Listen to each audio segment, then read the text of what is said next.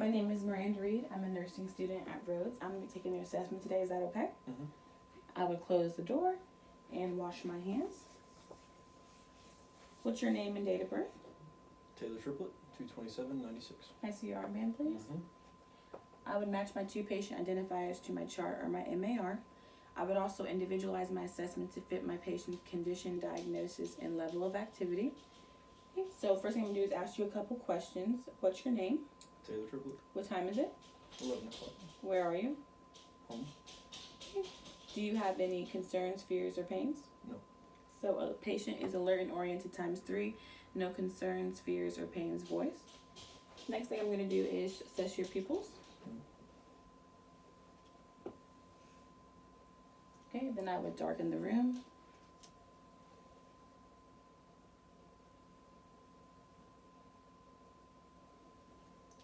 Okay, so pupils are equal, round, and react to light. They are 5 millimeters down to 3 millimeters.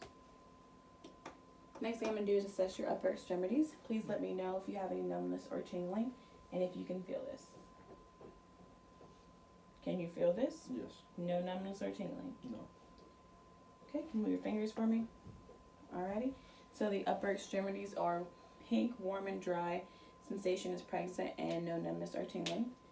The next thing I'm going to do is I'm going to have your fingers do the cap refill. And your skin trigger. So cap refill and skin trigger are both less than 3 seconds. Next thing I'm going to do is, which hand are you dominant? Right hand. Okay. So I'm going to have you grab my right hand, your right hand. Grab for a second. Alrighty. Then I'm going to have you put your arms out like this. Close your eyes till I tell you to do so.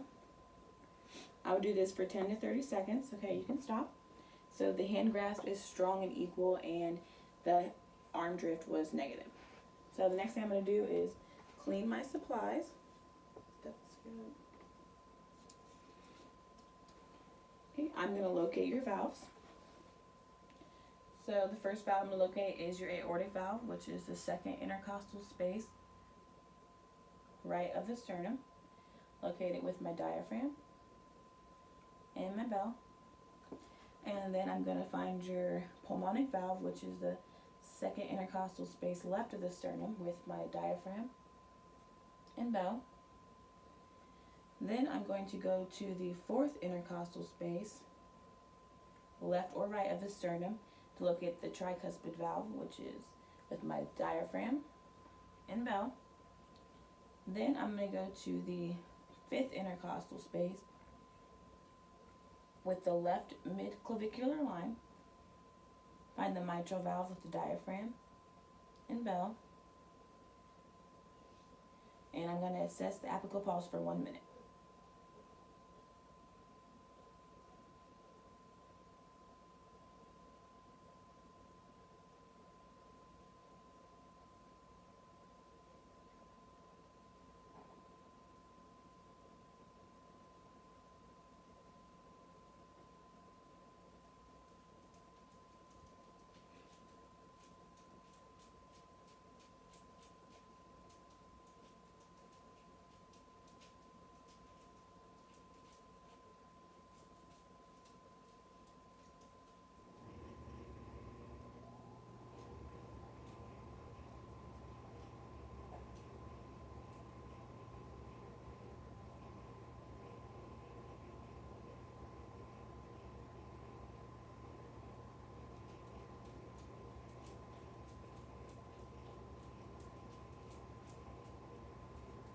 Okay, so there was a regular rhythm and the rate was 80.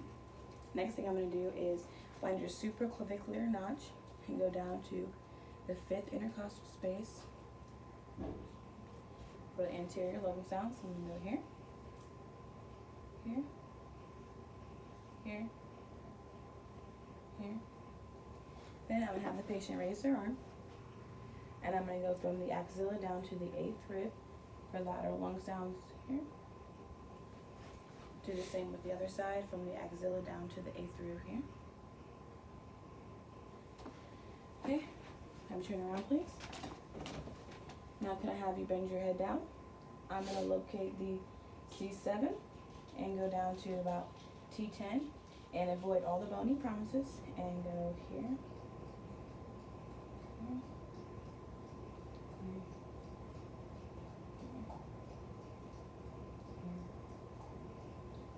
Here. Okay, then I'm happy turn in front, please.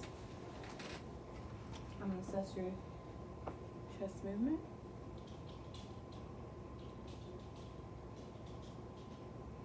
Okay, so the chest depth is normal and is a regular pattern, and it is also has symmetrical chest movement.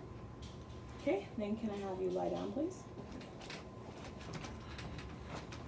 So the next thing I'm gonna do is assess your abdomen. It's flat, and then I'm gonna assess for bowel sounds in all 4 quadrants. Right lower, right upper, left upper, left lower. Okay, so the abdomen is flat and bowel sounds should be heard in all 4 quadrants every 5 to 15 seconds. Then I'm going to assess for any masses. Please let me know if you feel any pain while I'm palpating.